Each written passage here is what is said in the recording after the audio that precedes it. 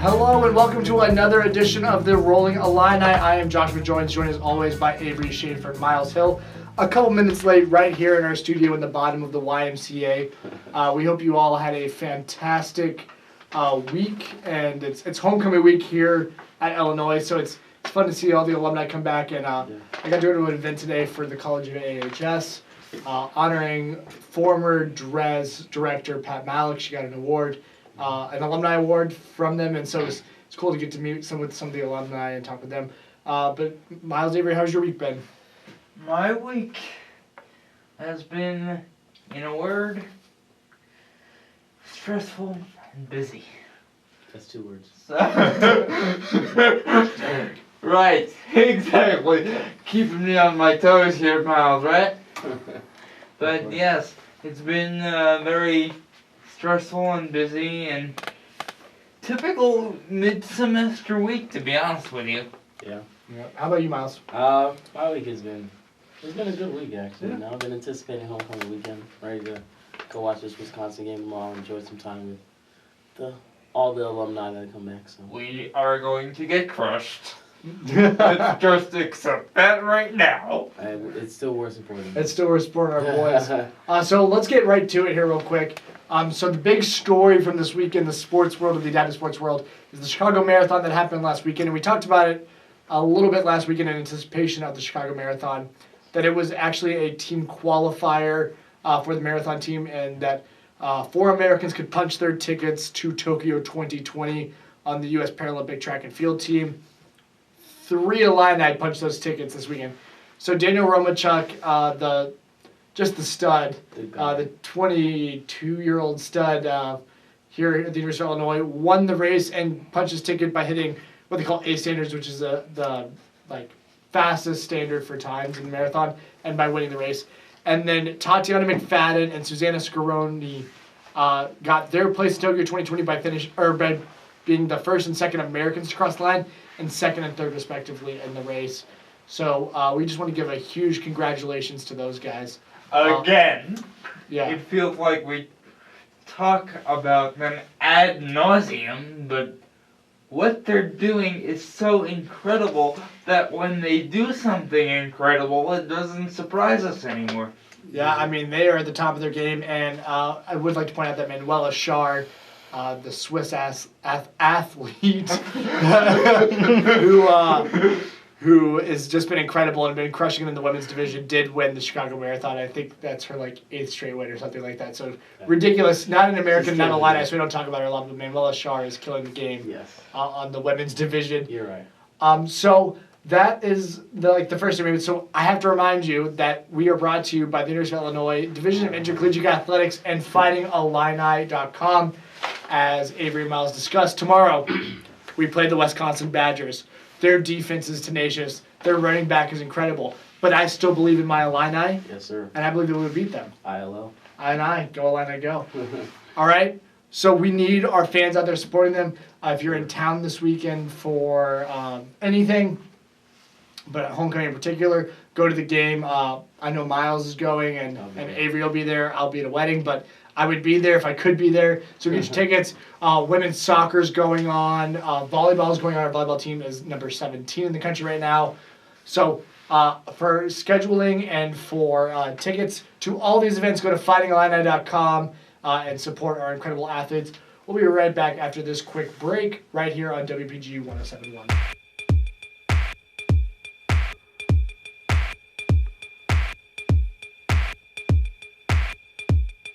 Hello and welcome back to the Rolling Illini on WPGU 107.1. This entire month on WPGU is Illini month. We have gone blue and orange for the Fighting Illini throughout the website, and we will be interviewing alumni and people that are important to campus right here on WPGU. So that this is the Rolling Illini though, and we would also, one more thing on WPGU, WPGU 107.1, or tune into WPGU 107.1 up until Tuesday, October 24th for a chance to win a free pair of tickets to the upcoming Young the Giant concert at the State Farm Center on Thursday, October 24th. So that is next Thursday. We are giving away pairs on the air, on our social media platforms, and through the brand new WPGU 107.1 app. That's how my mom is listening today. Happy birthday, Mom. Happy birthday. To purchase tickets, go to statefarmcenter.com or call 1-866-ILLINI1. Young the Giant, only on WPGU 107.1. All right, now back to us. So, Miles, you were talking a little bit during the break and a little bit throughout the week about an article you found about video games and disabilities. So go ahead and explain that. Yeah, so there's an article I read from Washington Post very recently, and it was talking about how video games can help people with disabilities cope and associate to social groups. So the big thing in video games, as we all know, is that you can be LeBron James in 2K if you want to be LeBron James, you know what I'm saying? And you can't be LeBron James in real life. So the biggest thing with people with disabilities, especially those with very severe disabilities, disabilities like CP, paralysis, or like high spinal cord injuries, things like that. A big thing is that video games allow you to enter alternate kind of reality in which you're able to do things that you can't physically do in real life. And it also, in the society that we have now, breeds a kind. It has actual value now. As you see the growth of Twitch, Fortnite World Cup. You know, as much as I don't like Fortnite as a game, I have to respect that the reach that it has a lot across a mass of people. And throughout the article, I was reading how a lot of the testimonies that they had from people with disabilities all talked about how online they're just looked at as another person who's really great at playing video games, and it increases social interaction. And the biggest thing within the article, it referenced the Health Resources and Services Association kind of survey done by the U.S. government, and it was saying that the physical and structural damage done by loneliness is more detrimental than smoking 15 cigarettes a day. Wow. Yeah. So Wow. Yeah, exactly. That puts it in perspective for you about what social interaction really means to the human body. So I have a question. This is me not being a gamer as much as other people, and like I like to play a video game here and there, but I'm not playing it all the time. Yeah. Do you think those interactions, and this is not on a disability level, this is just on a macro level. Yeah. Do you think those interactions you have with other gamers online is equal to an interaction like we would have when we went out to lunch or something? No, I personally don't think so. However, I definitely recognize the social interaction benefits of video games. I think that it's important as a person with a disability, regardless of your disability, to get out, interact with people, and have a face-to-face kind of basis.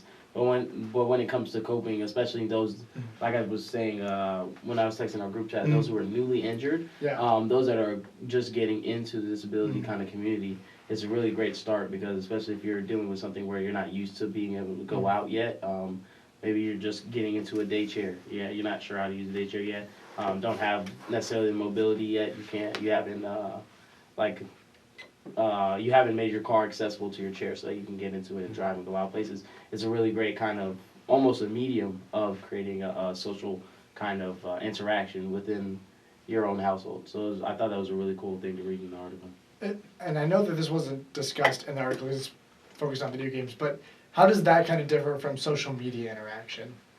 I think the difference is that there's something that you're going around. I think social media is kind of a place where you post your positives. So the reason why I think Facebook is so strong is because it's just a forum where you can post, hey, this is what's happened in my day. And you see it a lot. I know I see it a lot with parents, family members from back home. They'll just post, this is what happened in my day, and then you have friends who will just say something about it. I think the difference between that and video games is that video games requires you to do an action once you're on the server. So you're in a server, you can talk to everybody else, but this requires you to actually be good at 2K. Like, you can be terrible at 2K, Madden, Call of Duty, whatever video game you may be playing. And that's where a lot of the social interaction really comes from, is when people you're playing against someone good. Like, I know a lot of times when I'm playing like 2K, I play against someone good. Like, yo, I'm gonna hit them up with a friend request afterwards. Like, yo, let's link up again, let's do it again. So, that's a really big thing in terms of social interaction, and that's why I think is different between social media and playing video games online. I'm going to play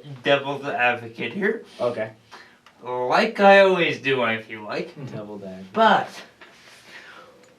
there have been psychological studies of various popular video games Mhm. which have, I'm not saying I believe this or don't believe it, but there is evidence to suggest that certain games have adversely affected behavior, Mhm. such as criminal behavior or the normalization of violent behavior. Mhm. Where does that risk balance out with what you're talking about? And I'm asking the question from, again, someone who much prefers face-to-face interaction to gaming. Yeah. I think the biggest thing about it is to take this as a grain of salt. Yeah. Like, this article isn't this end all be all like, hey, this article says we should play video games. Let's all just get online and never see each other face to face again. I think, but I like I said, the biggest thing with the article title and as it repeats throughout the article is coping, and this is a way to start with working with your disability and learning how to reacclimate yourself to society. So I don't think this is necessarily something you should look to do like, hey, let's just play video games all the time. This is gonna be my way to make it back out. That might not be your best bet, but I'm thinking, or I agree with you that violence has definitely been something that has been found to be linked. But also when you look at those studies, the biggest thing is that it's kind of, since video games are such a new kind of, or not necessarily a new concept, we've had video games for a while, but I'm talking the type of video games where we have such high stimulation with The HD realness kind of of, the yeah, the realness of the video game. The biggest thing is that those studies are kind of hard to do because you're taking it from a group, especially if you're looking at how over time it does it. You have to take a group where half of this group is playing, half of this group isn't playing. You gotta have a control group, and then when you look at it, you're comparing groups in such a weird way. This is the first time this is happening. It's kind of like with vaping. You can't study vaping until years of after it. You know what I'm saying? Like, we don't know what vaping does to you because it's kind of a new thing, and we have to wait to see what those punishments are. The same way it took us a while to figure out that tobacco causes cancer, all types of things like that. So that's the biggest thing. I was actually looking into gun-related violence type things earlier. So it was a really interesting one. Wow. Poor timing there. But but yeah.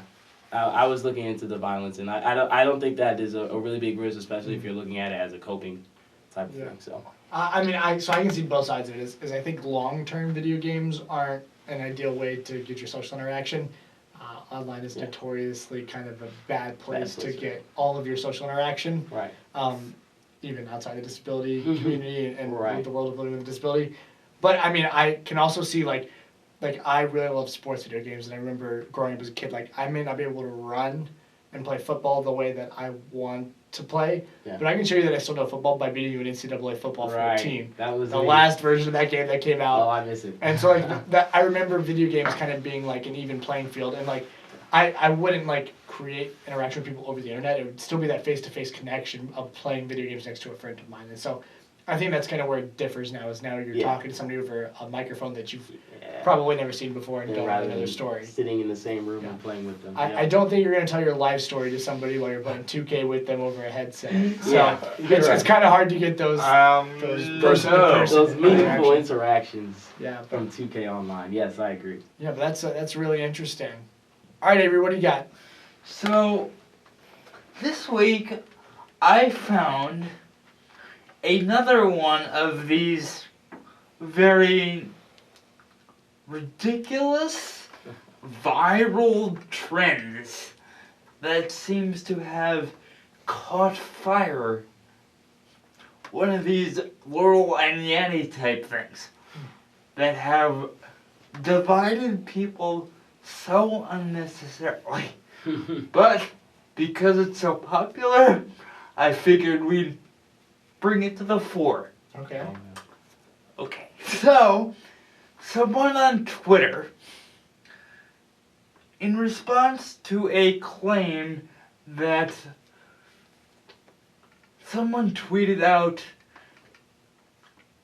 I believe this person was was blind or something like that, so Okay. they couldn't see this or interact with it in any sort of visual way, but they asked for someone to explain to them the movement, if it could move, that a baguette, as in the loaf of bread that you would buy at the bakery, would have.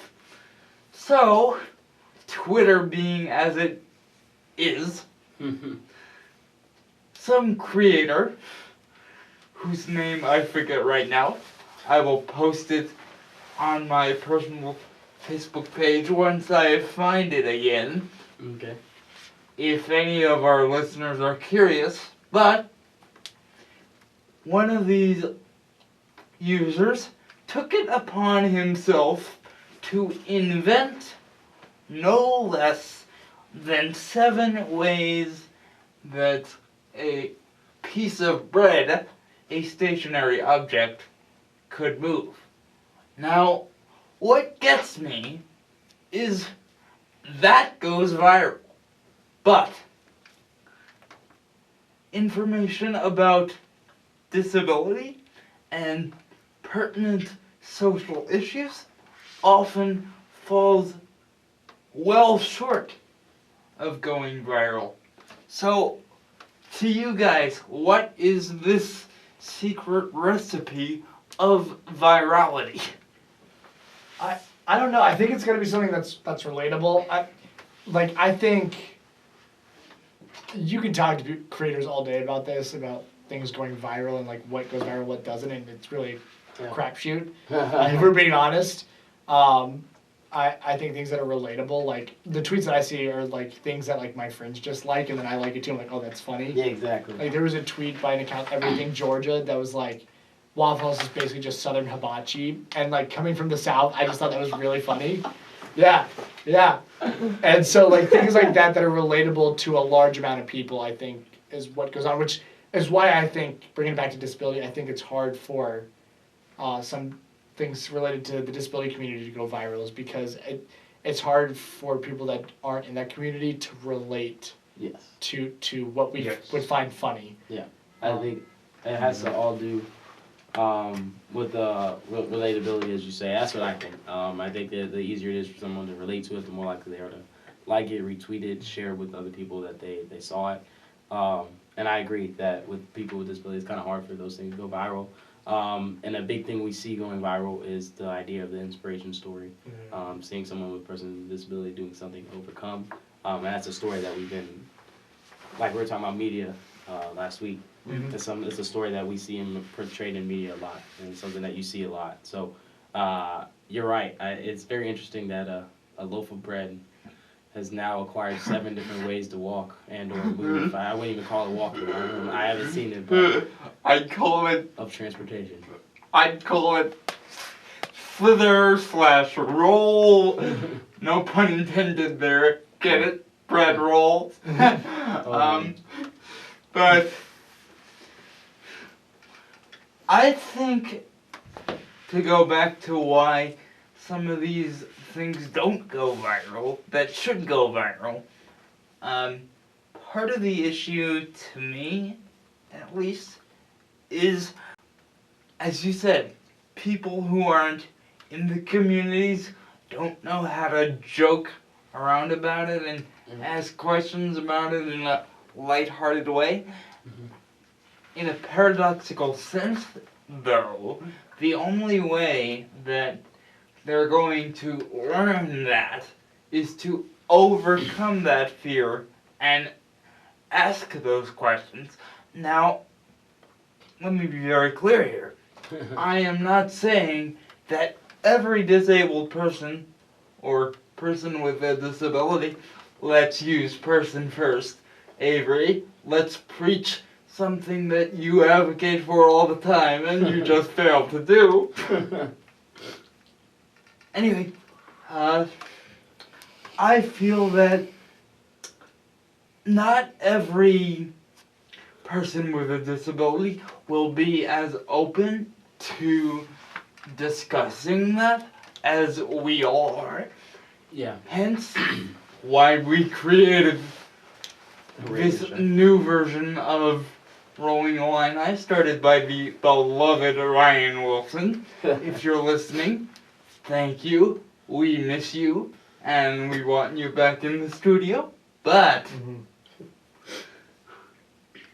given that most people are not as open about having disabilities that as we are, I pose the question to you: how do we get more people with disabilities to be comfortable being open? I think you can't force people to be open, and Yeah. I think that's something that's really important. Is like Yeah. each to their own, and it's not. I was raised to be open about it. And it's not that I was raised to be open about it. I've just learned that being open about it is the easiest way for me to explain things. Because when you lie about things because it's easier at the time, people get caught up in your lies. Yeah. And that never ends well. I remember in elementary school when I wasn't as comfortable as I am, I told people that I broke both of my legs, and then 6 weeks later they asked why my legs weren't getting better, and I didn't have a good answer for that. That would be an awkward situation. Yeah, so it's just easier to be truthful and to be open with people, and by being open with people, they're willing to ask questions. They're no longer ignorant. But that's just the way I see it. Yeah. That's not necessarily how other people see it, and I'm really okay if that's how they are. So like, as an able-bodied person, if you're gonna ask somebody, like, you have to make sure that they're okay to be that open, and some will and some won't, and it's really up to the person. Yeah, I agree. I think part of it has to do with the culture around people with disabilities, and lucky for us, we all live in as people with disabilities, we all live in a culture within a setting where we know other people with disabilities. I played on a whole team, wheelchair basketball, men and women. You live in Beckwith. And you know people, you live in your hall, but that's not the reality of living with a disability really in America and really across the globe. That's not the reality of it. And we are lucky to be in these groups, playing wheelchair basketball in communities. But that's something we gotta learn. We've got to try to spread, is to continue to spread rehabilitation groups, just recreation groups, all types of different of groups of people with disabilities. That way other people can become more educated about the disability that they have themselves, because you can look at a doctor's report and it can tell you everything that you can and can't do. But at the end of the day, in order to really understand your own disability, you have to meet with people who have disabilities and learn that, hey, you have to see through someone else's lenses that this is possible to live and enjoy that life with it. And to that extent, it will make you more open to talking about it, in my opinion. To localize this a little bit, All right. to our very own women's wheelchair basketball team, and I just found out about this story 20 minutes before I came over here. Mm-hmm. Our wheelchair basketball team is so popular that a friend of mine, who shall remain unnamed, you know who you are, actually approached our beloved Steph Wheeler, wanting to learn how to play, having managed her high school team for 2 years. Yeah. And she was curious about how to play. So she emailed a couple of times back and forth with Steph and set up a meeting, by which point she expressed her desire to play, and she was, I'm not gonna say denied, but her path was blocked due to popularity. And what that shows about this particular university, and that she told me was one of the reasons why she came specifically here to play wheelchair basketball, because she had never done it before. What that shows about this university is how inclusive it actually is. The fact that we have more people wanting to play than we have space on the team is just great. Yeah. Yeah, I don't necessarily know if it was a space thing. I love Coach Wheeler Yeah. a lot, and I think one of the things that she's really good at is building good teams. Like kind of joining a wheelchair basketball team at the collegiate level would be like trying to join the able-bodied basketball team, like at the collegiate level after not being recruited. So it's possible, sure, but it's less than likely, and that's probably what happened. Is like. I do agree with that, but Yeah, so even that's something I get caught up on all the time. Is like back home, I used to be trained when I was with my junior team. Like you see someone with disability, like tell them come try it out, just because it's juniors basketball. You know what I'm saying? So like you can be as terrible as you want. This is where you start at. And now like I see someone with disability here, I'm like, oh, they look like they'd be good at wheelchair basketball. And I start walking, I'm like, not on my team though. They wouldn't be that great on my team though. And then I gotta stop. I'm like, actually, something that was cool that was gonna happen at the beginning of the year, but then unfortunately fell through, was there was going to be a rec 3-on-3 wheelchair basketball league run by the ARC, which would have been really, really neat. We tried to get some teams started up, and it just didn't work out. But getting the cool thing about that is that able-bodied people would be able to play the sport, and they would get to know it a little bit better. And so I'm hoping they're going to try again in either the spring or next fall. Yeah. I'm hoping to get a team together. Yeah, so Miles, you should get a team together. hey, if you're listening, and I would UFC, be happy to then try it out myself. Hit me on because Twitter. honestly, I don't know. There was a baller that I tried to get on my team. Dude. We met on a lot at Frenzy Day. that so. dude is good, man. So yeah, so that's something to keep in the back of the mind if you ever want to play the sport. We're gonna take a quick break and we'll be right back after this message.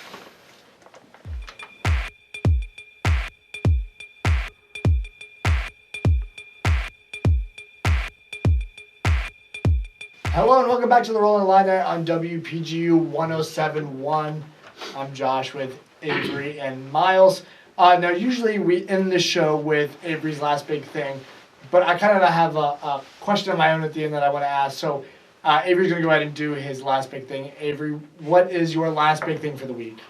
The last big thing for the week, in interest of homecoming week, I thought I'd take a look at the ADA equivalence or the ADA equivalent laws in some other countries. Because for those of you who may not know this, the U of I is actually the birthplace of one of the key ADA accessibility components. That would be the curb cut.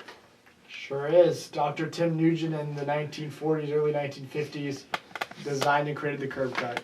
So, Right here. in Israel, where I was this summer, as I've talked about a little bit on the show before, there is a law that says 5% of their workforce has to have a disability by law. Now, there's nothing like that I know of here in the States. But I think that a law like that is a really good idea because it federally mandates inclusion. Now, that being said, inclusion should be something that people want to do, just out of the goodness of their hearts, make people feel included, but having it be mandated by law, to me, is really cool to see. So, I pose a question. If you were going to create a statute around disability in this country, what would that statute be? So this is what I always say, is for any opportunity to happen, you have to be able to get through the door. Both figuratively and literally. So literally, I would start where I think the ADA did a good job of making sure every building built after 1990 was wheelchair accessible and had an accessible entrance. There are buildings that were obviously built before 1990 that don't follow that, but as buildings get older, more and more buildings are built, more buildings become accessible, and that creates jobs. Because, I mean, the biggest problem I see in the disability community is under and unemployment. Yes. And that creates poverty, and it's not cheap being disabled. Disabled people have to spend more money on medical supplies and surgeries and things related like that. So by having less money and more expenses, they're way more likely to be impoverished. And so the way you do that is by creating an opportunity for them to get jobs. And I think one thing that being in Illinois does a really good job of is it gives us the opportunity to have a really great degree that's going to make sure that we have an opportunity to get into the door, to get interviewed for a good job. And then it's up to us to take that torch and carry to the next thing. So my first thing would definitely be that. And my second thing would be making it, and so this is something where the ADA didn't do a good job, is I don't think a lot of people know this, is when you sue for an ADA violation, you're not suing for money. You're just suing to correct whatever that issue is. Yep. And so that means, I didn't even know that. Yep, yeah, you can so only sue to fix the problem. and the number of hurdles you have to go through before you can actually sue somebody just for them to fix the problem is insane. You have to give them, I can post the actual like steps you have to go through online, but like you have to wait like 30 days to give them written consent, and then 60 days longer, and then like 90 days, and then you can finally sue just to get that corrected. It's not even for monetary stuff. And so I think one of the ways you can make that discrimination less is if you put a punitive damage on companies who are found to discriminate against disabled people in hiring practices and businesses that don't have an accessible entrance. Because if you do those two things, then people are way more likely to do it than be like, all right, sue us. Because a lot of people with disabilities don't have the time nor the money, to do that. to sue for no money. So I think those are kind of the two places I would go. Miles, where would you go? I just like to start off piggybacking off of what you said, and that's something that a lot of people do not know, that you cannot sue based off ADA lawsuits for money. It's only to correct the problem. And the biggest thing I think behind that is like the ADA in a way was also trying to protect small businesses, because you can tell a corporation, hey, you need to be ADA compliant, but once the ADA was created, most corporations started following those immediately. The problem was when you had smaller businesses that can't necessarily afford to make that fix immediately. And that's what stopped it, is because it was almost like easy, they didn't want to be seen as the easy way of money grab, like, oh, let's just go sue this place that's been working out of a house for 30 years, let's just go sue them because I can't get into their, you know what I'm saying, into their storefront property. But if I had to make a statute for people with disabilities, I'm not sure what it would be. I think we actually have a lot of great statutes, and just the way the ADA has definitely enhanced the quality of living for people with disabilities. So I don't necessarily have one off the top, just because you asked the question so quickly. I don't have one off the top, but I would like to discuss how great the ADA actually is, and that we do have room to grow. I do agree. Yes. But that it is actually a great system. Transportation for persons with disabilities is great in the United States. It's great in other places. I know in Finland they will come and pick you up exactly where you are, drop you off regardless of what part of the country you're in. They will, as long as there is a public transportation kind of area. Of course, like if you're in a rural place, say like if we were in like the Roll Hills of Georgia, you might not be able to get it just because there's like, you know, no one to pick you up. But I mean, in terms of actually being like anywhere in the urban populous area, you're able to do that. But I know we have programs very similar to that in almost every, definitely every major city, every urbanized kind of city in the United States. So it's really big to see. I think the ADA has done great. I don't necessarily have a statute that I would create, just because there's so much that goes behind it. But I definitely think that it's not perfect, but it's the best in the world, arguably.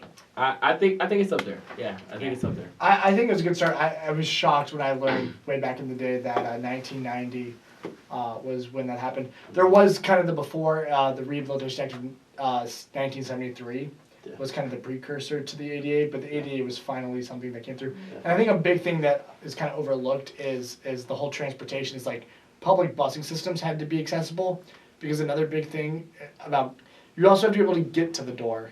Right. And so a lot of people with disabilities don't have the Transportation. money to get the hand controls or whatever to be able to drive. Yeah. And so back in the day, you had to take the bus, and not all buses were accessible. So the ADA Act also did that. So Yes. I would like to add an addendum to mine and say that transportation is a huge part of it, and trying to make, in these days and age, Uber and Lyft wheelchair accessible Yes. would be incredible. Yes. I mean, I've heard Yes. horror stories from I friends. was there. I've heard Another horror stories thing from friends. that I know that Senator Tammy Duckworth of Illinois is working on is making sure that airlines do better jobs of not destroying chairs in transport. Oh, thank God. Because Bless you, Tammy. yeah, there's the number of chairs that are damaged in transportation on airlines is insane, and it's not an inconvenience. It's impossible to move without a wheelchair for some people, Yeah. and especially power chairs that, Avery's, do you mind if I share how much yours cost? Not at all. So Avery's power chair costs $15,000. Nope. Wait, how much? 55. Sorry, $55,000. So imagine Avery goes for a flight, and Avery cannot walk at all, correct? No. Avery cannot walk at all. If you mess up that chair, it's a $55,000 vehicle, It's and it's the only way for him to get around. It's the equivalent of having someone destroy your house. That's a nice car. Yeah, that's a $55 really is a nice car. Yeah, and so that's kind of an important thing that I think is an area where we're heading in the right direction. Yes, I agree. So yeah, Avery, you brought up the question. What is your answer to what you would change? So, my answer would be,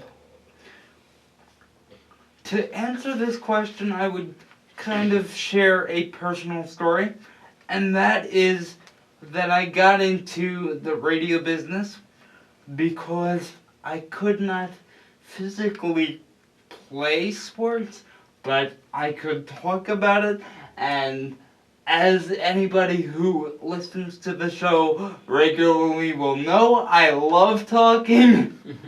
I don't zip it for more than like a minute at a time. So this is a way for me to contribute and get my views out there.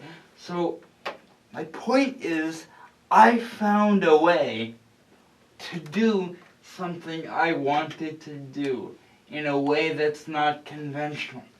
And I would create a statute that applauds that. I have no idea what that would look like, but that would be the goal. Yeah, and so this is bringing it kind of to the present. Is the Supreme Court was going to hear a case, or I think heard a case against Domino's, and basically, Yes. Domino's website was inaccessible for Yes. people who were visually impaired, and the ADA, one of the updates in 2008 was that technology had to be accessible. Telecommunications was in the first one, and then they updated it, and I just found it incredible that, first of all, Domino's would go to all that effort to fight that case in court when they could just correct the problem on a much Right. cheaper level. But also that somebody with a disability, and I think it was the ACLU took it up, Yeah. decided to back this person and got all the way to the Supreme Court. And I can't remember because they were discussing whether or not they were going to just fix the problem and get rid of the case. Domino's was just going to fix the problem. Yeah. And I think that's what happened is Domino's decided to fix the problem because they didn't want to go to the Supreme Court. But just the fact that it got up that high. That high, yeah. So I think that's a wrap on this week. Avery, that was a great question. Yeah. And made me really think, and I'm still thinking about it. I might have a better answer next week, so we might Yeah. bring it back up. Yes. Right. So, what is your surprise for us before we... Okay. It's not really that big of a surprise. I don't want to make it seem like it's that big of a deal. But it is homecoming week when all former Illini, or not all former Illini, but a lot of the former Illini come back in and relive their glory days. And I just, a lot of questions that were brought up today at the AHS event I was is what does Illinois mean to you? So my question to you guys is what does Illinois and the University of Illinois mean to you so far in your college career? I really like that. Do you want to... I'll take it. Why not? Illinois means a lot to me. I really appreciate the university. It's a big thing going away from home because I'm from North Carolina. So going away from home, I wanted to go somewhere where I knew I'd be successful the campus and the community around me was going to be very oriented to seeing me succeed. And Drez here is just amazing. Mo was great, but also vocal rehab. Mo, there is I love sensational, Mo. Right, she's sensational. So all the staff there, they do a wonderful job at what they do, and getting out business opportunities to people with disability, job opportunities, and make sure that you're not only successful in college, but where you're planning on going. So Illinois means a lot to me, just because it's made me comfortable. I'm comfortable here, even though I'm not home. So For me, it means more to me because the first time I came here in 2016, my GPA tanked and I failed. And that was the first time I had ever failed at any endeavor. And I've never shared this publicly before, but I feel compelled to share that with you guys, that college is a privilege, not anything that's handed to you on a silver platter. And to be here at a university with 44,000+ students, a good majority of which have a disability, was admittedly uncomfortable for me because I was used to being the only one and having to explain things. Once I got used to that, though, I found a community here that I have continued to cherish and will continue to cherish throughout my time here and beyond. Yeah. All right, I'm ready to share what Illinois means to me. That's all around with the show this week. So people who listen to the show before know I'm from Georgia, and you might ask why I got here. And so part of it was my grandfather came here. My grandfather is an Illinois graduated in civil engineering a long time ago. He unfortunately passed away when I was about 8 years old, so I didn't get to know him that well, but Illinois was kind of in the blood of my family. And then I came up to visit, and the first thing you notice is that having a disability wasn't weird on this campus. And that there was a community of people just like me. And my mom will tell you this till the sky comes. She didn't want me to go 600 miles away.